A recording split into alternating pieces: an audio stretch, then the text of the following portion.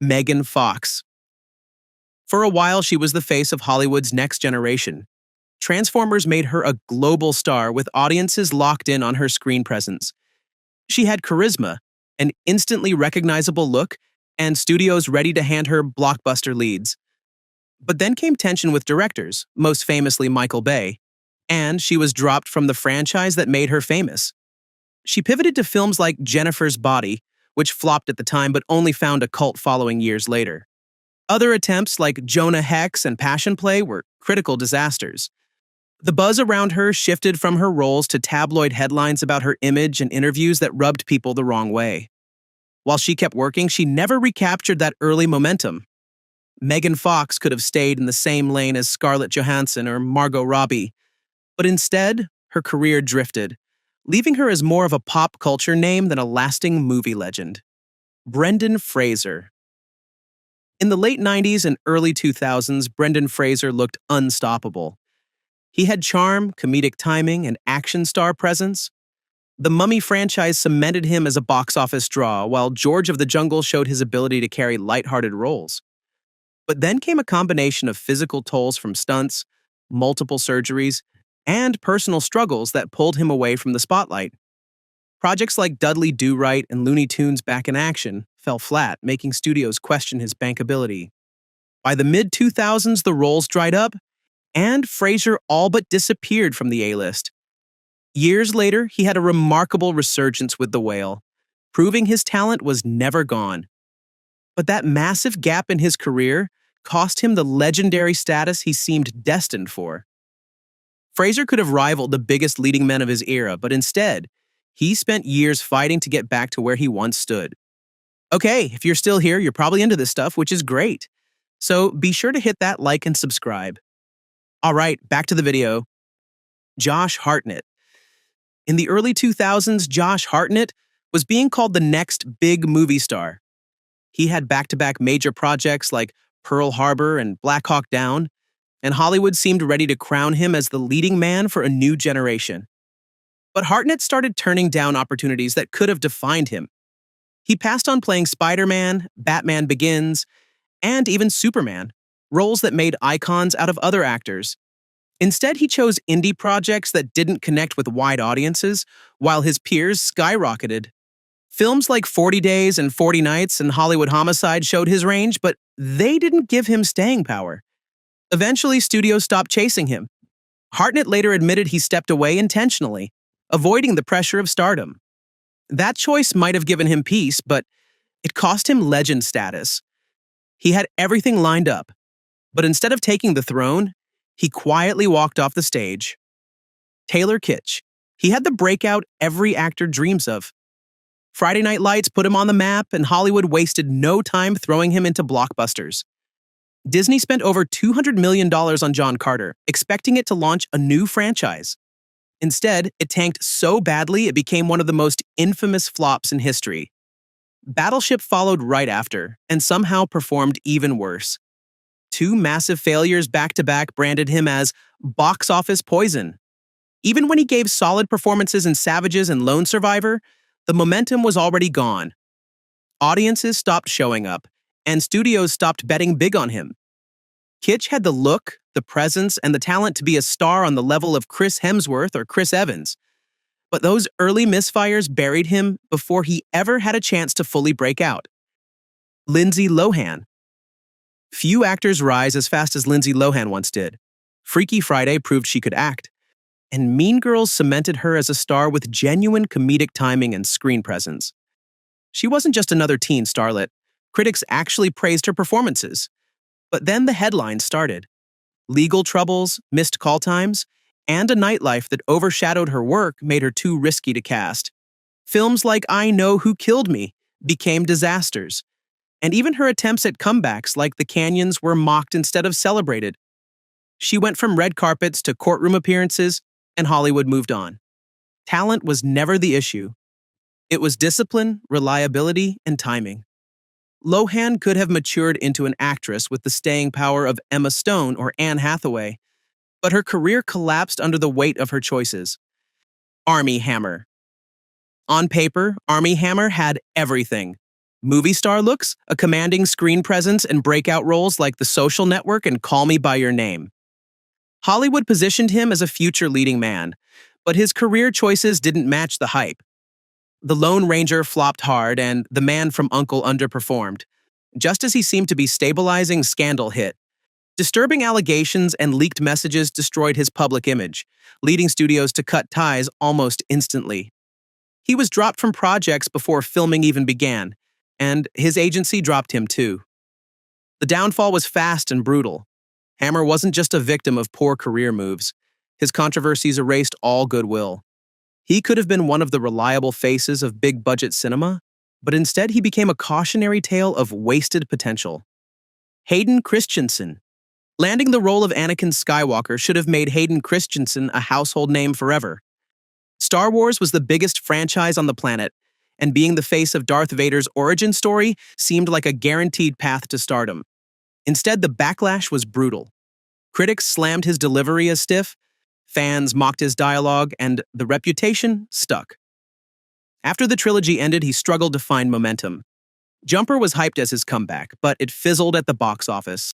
Takers and other small projects barely made a dent. He eventually stepped away from Hollywood, focusing on family life, and only resurfaced years later when Disney brought him back for Obi-Wan Kenobi.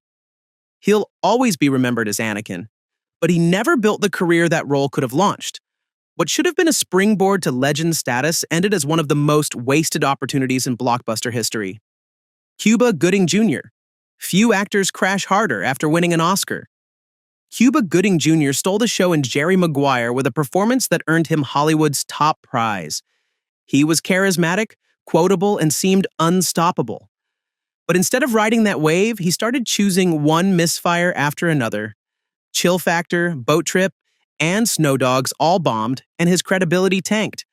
By the mid-2000s, he was starring in direct-to-DVD movies. A shocking fall for someone who once stood on the biggest stage in Hollywood. Even his acclaimed turn as O.J. Simpson in The People vs. O.J. Simpson wasn't enough to reignite a full comeback. Then came serious legal troubles, including accusations of sexual misconduct, which torched whatever goodwill he had left. Cuba had the spotlight and the skill, but his career became a textbook case of blowing it. Katherine Heigl. She went from America's sweetheart on Grey's Anatomy to one of the most notorious, difficult reputations in Hollywood. Knocked Up was a box office hit that positioned her as a romantic comedy queen. But then she publicly trashed the movie that made her famous, calling it sexist, and even pulled her name from Emmy contention for Grey's Anatomy while blaming the show's writing. Those comments spread fast, and studios soured on her. The bad press followed her everywhere, and soon her movies like One for the Money and The Ugly Truth flopped. By the time she turned to TV again, her leading lady days in Hollywood were over. Heigl had all the tools to dominate the rom-com space like Sandra Bullock or Julia Roberts, but her off-screen remarks closed doors that never reopened. Freddie Prinze Jr. In the late 90s, Freddie Prinze Jr. was everywhere. He headlined She's All That and I Know What You Did Last Summer, and quickly became the go-to teen heartthrob. His face was on magazine covers, and studios thought he could transition into the next generation's leading man. But as soon as the teen movie boom ended, his career slowed. Films like Summer Catch and Head Over Heels fell flat, and even the Scooby-Doo movies couldn't keep his momentum alive. His attempt at his own sitcom didn't work out either, lasting just one season. Eventually, he shifted into voice acting and even worked behind the scenes at WWE, admitting he never loved the Hollywood machine in the first place. He had the audience, the fame, and the opportunities, but he didn't push for long-term stardom. Instead of burning out in flames, he coasted quietly out of the spotlight. Shia LaBeouf. Shia's early career looked bulletproof. From Even Stevens to Holes to the Transformers franchise, he climbed Hollywood's ladder fast. By the time Indiana Jones and the Kingdom of the Crystal Skull rolled around, it seemed like he was untouchable. But his off-screen behavior unraveled everything. Arrests, bizarre red carpet appearances, plagiarized projects, and public breakdowns overshadowed his acting. Even when he tried to prove himself with indie hits like Honey Boy and American Honey, controversy followed. Allegations of abuse and toxic behavior finished what little credibility he had left. And it's a shame, because in movies like Fury, he showed real depth and talent. But Hollywood doesn't gamble on chaos, and Shia's reputation became too toxic. He could have been a long-term leading man, but his personal life burned his career to the ground. Orlando Bloom. Few actors have had a launchpad as strong as Orlando Bloom.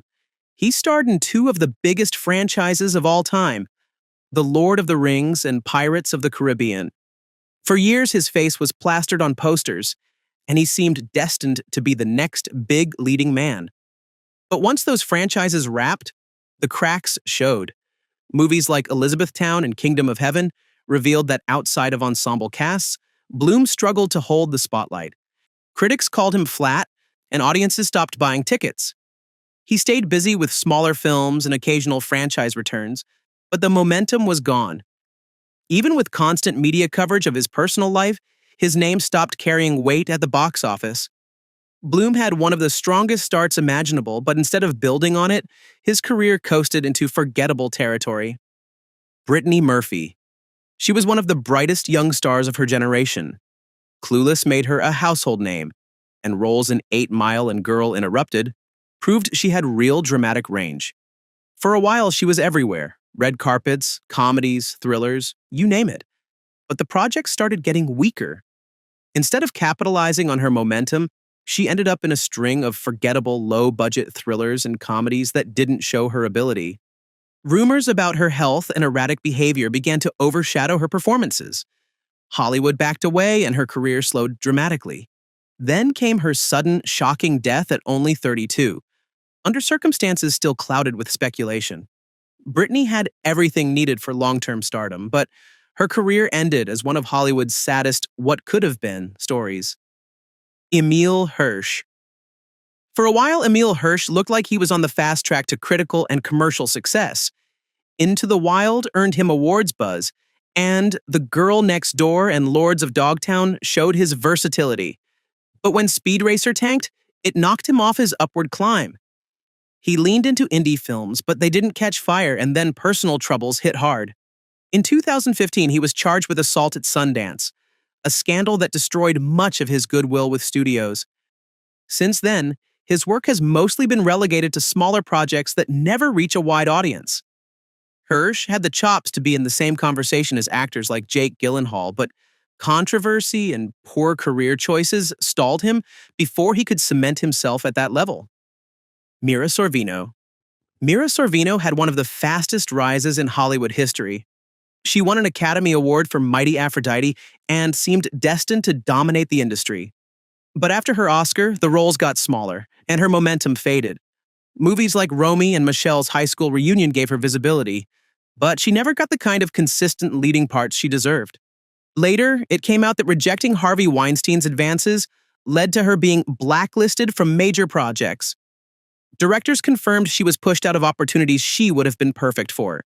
The industry closed doors on her, and her career never fully recovered. Sorvino had the talent, the recognition, and the platform, but Hollywood politics and corruption robbed her of the long-term stardom she earned. Ray Liotta. After Goodfellas, Ray Liotta should have been untouchable. His performance as Henry Hill was electric, one of the most iconic in crime cinema. Everyone expected him to dominate Hollywood for decades, but instead of building on that momentum, his career zigzagged into forgettable thrillers and direct-to-video releases. Sure, he popped up in quality projects like Narc and Copland, but he never reclaimed that Goodfellas peak. Studios started typecasting him as the tough guy or crooked cop, and the bigger, riskier roles stopped coming. Even when he landed parts in Hannibal and Identity, he wasn't the centerpiece anymore. Liotta stayed busy his entire career, but instead of living up to his early promise, he drifted into the background. He had the screen presence of a legend, but Hollywood never gave him that second great act. Jonathan Majors. Few rises have been as meteoric or as suddenly halted as Jonathan Majors. He broke through with powerhouse performances in Lovecraft Country and quickly leapt to blockbusters with Creed III and Marvel's Ant-Man and the Wasp: Quantumania. He had critical acclaim, charisma, and the Marvel machine positioning him as the next big villain across an entire cinematic universe. But then came serious assault allegations, a police investigation, and public fallout. Marvel and his agency cut ties, projects were shelved, and his reputation cratered almost overnight. Before that, he looked destined to follow the path of actors like Michael B. Jordan into lasting stardom. Instead, controversy derailed everything before it could fully take off. Majors didn't fade because of a lack of talent. He lost his shot because trust in him evaporated too quickly to recover. Alex Pettyfer. When Alex Pettyfer broke out with Stormbreaker, studios pegged him as a teen idol ready to transition into action stardom. I Am Number 4 was marketed as the start of a franchise, but its failure marked the beginning of his decline. Even Magic Mike, which gave his co-star's career boosts, didn't help him long-term. Behind the scenes, whispers about him being difficult to work with piled up, including rumored clashes with directors and castmates. Hollywood started labeling him as trouble, and the offers slowed to a trickle.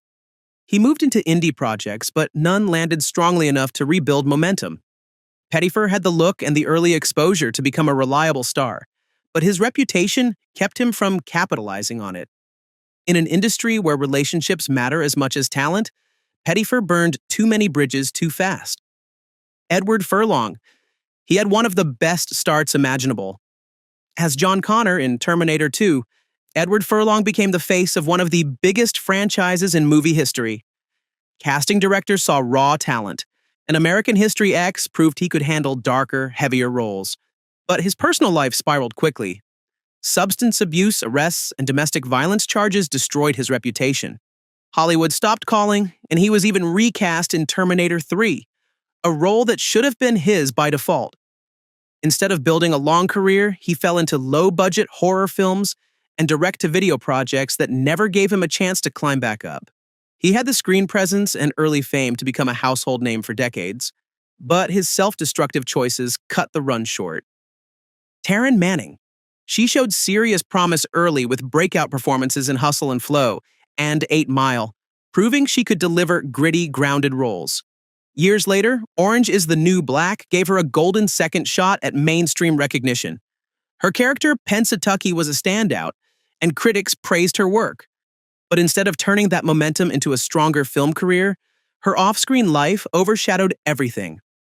Public meltdowns, arrests, and bizarre social media behavior turned her name into a headline for all the wrong reasons. Studios backed away, even though she clearly had the acting chops. Manning's career could have transformed her into a respected dramatic actress, but the off-screen chaos made her too unpredictable for Hollywood to invest in. Jamie Kennedy. In the late 90s, Jamie Kennedy looked like a comedy star in the making. He stood out in the Scream franchise and made waves with Malibu's Most Wanted, carving out his own style. He even had a sketch show, The Jamie Kennedy Experiment, that gave him more visibility. But then came Son of the Mask, one of the most brutally panned comedies ever made. That single disaster tanked his credibility. His later work leaned into gimmicks instead of growth, and audiences lost interest fast. He tried stand-up and indie horror roles, but nothing landed. Kennedy had a window to evolve into a reliable comedy actor, but his choices buried him. Instead of becoming a lasting star, he became known more for one of the worst sequels ever made than for his early successes. Brandon Routh. Hollywood practically handed him the keys to immortality. Superman Returns put Brandon Routh into one of the most iconic roles in movie history. The film did decent numbers at the box office, but audiences and critics felt it lacked spark, and Routh's performance was seen as too flat. Instead of being his big break, the role stalled him. He never got another chance at major movie stardom. His career shifted to smaller films and television, where he did solid work, especially in the Arrowverse as Ray Palmer. But it always felt like he was in the shadow of Superman, never able to escape being the guy who had one shot and missed it. Routh had the look, the presence, and the opportunity to become a lasting name, but instead his moment ended almost as soon as it began. Rob Schneider. He started strong as a Saturday Night Live cast member and carved out a niche as Adam Sandler's comedic sidekick. Deuce Bigalow was a surprise hit, and Schneider briefly looked like he could stand on his own. But then the follow-ups hit. The Animal, The Hot Chick, and a string of lowbrow comedies that critics shredded. His humor stayed one note, and audiences moved on. By the time Sandler's projects got bigger, Schneider's roles got smaller or disappeared entirely. He tried launching his own projects, but they barely made a ripple. Add in his off-screen controversies and polarizing public statements, and studios stopped bothering. Schneider had early visibility in the Sandler connection, but he never grew beyond the same stale act, and his career faded while others adapted and lasted. Eric Bana. Eric Bana had one of the most exciting starts of the early 2000s. His breakout in Chopper drew raves, and Hollywood quickly brought him into massive projects like Black Hawk Down and Hulk.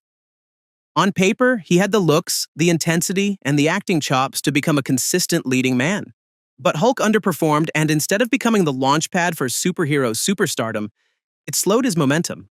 His later roles in Troy and Munich showed potential, but neither elevated him to the A-list. Hollywood never quite knew what to do with him.